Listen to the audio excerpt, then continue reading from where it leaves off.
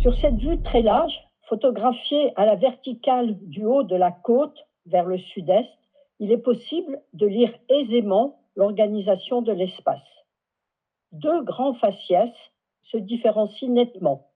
Un faciès agraire qui s'étale de part et d'autre d'un faciès urbain.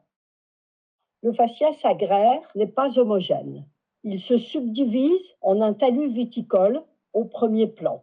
La côte de Beaune, composée d'un grand nombre de parcelles de vignes polymorphes dans lesquelles il est possible de repérer les alignements de pieds de vigne. La réputation de la Bourgogne est en partie là. Deuxième élément, la plaine cultivée à l'arrière-plan.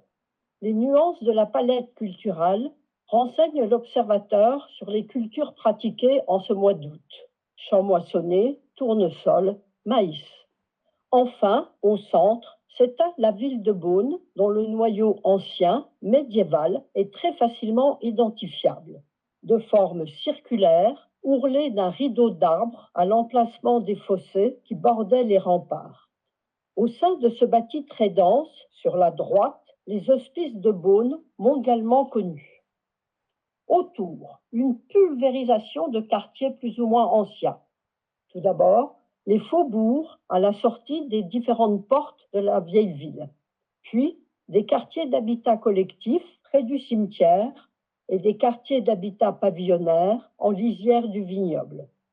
Enfin, une grande zone d'activité reconnaissable à ces bâtiments blancs en bordure de l'autoroute A6 et qui assure un effet vitrine aux entreprises qui l'abordent.